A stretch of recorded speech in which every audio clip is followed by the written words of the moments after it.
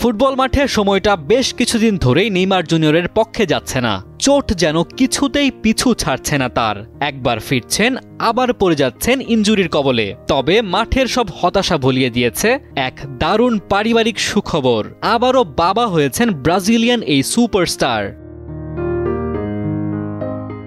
ব্রাজিলের Sao পাওলোর villa নোভাস্টার হাসপাতালে জন্ম নিয়েছে নেইমার ও তার প্রেমিকা ব্রুনা বিয়ানকর্দের কন্যা সন্তান। ছোট্ট এই শিশুর নাম রাখা হয়েছে মেল। মেল হচ্ছে নেইমারের চতুর্থ সন্তান আর ব্রুনার দ্বিতীয়। এই জুটির প্রথম সন্তান মাভির জন্মের পর একসময় বিচ্ছেদ ঘটেছিল তাদের। তখনই নেইমারের জীবনে আসেন আরেক ব্রাজিলিয়ান মডেল ও ইনফ্লুয়েন্সার অ্যামান্ডা কিম্বারলে। সেই সম্পর্ক থেকে জন্ম নেয় মেয়ে হেলেনা। অন্যদিকে নেইমারের প্রথম সন্তান দাভি লুকার জন্ম হয়েছিল 2011 সালে তার সাবেক প্রেমিকা ক্যারোলিনা দান্তাসের গর্ভে। যদিও সেই সম্পর্ক দীর্ঘস্থায়ী হয়নি, কিন্তু দাভি এখনও নেইমারের সঙ্গেই থাকে।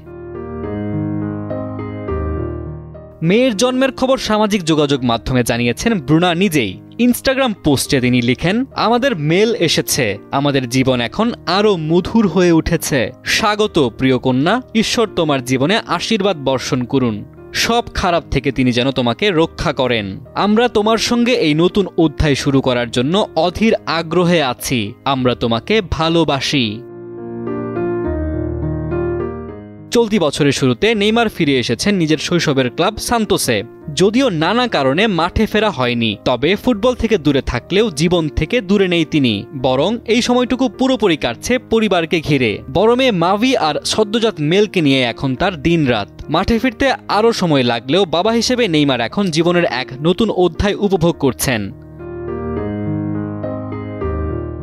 2025 সালের ডিসেম্বর পর্যন্ত সান্তোসের সঙ্গে নেইমারের বর্তমান চুক্তি রয়েছে। এরপর সামনে 2026 বিশ্বকাপ, যেখানে নিজেকে আরও একবার প্রমাণের মিশনে নামতে পারেন তিনি। তবে আপাতত ফুটবল তার জীবনের একমাত্র ফোকাস নয়। এই মুহূর্তে তার পুরো মনোযোগ ছোট্ট মেল ও পরিবারের দিকে। গোল না হোক, জীবনের সবচেয়ে বড় অর্জনটা এখন হয়তো কোলে ঘুমিয়ে থাকা ছোট্ট কন্যা মেল। ডেস্ক রিপোর্ট, সময়ের আলো।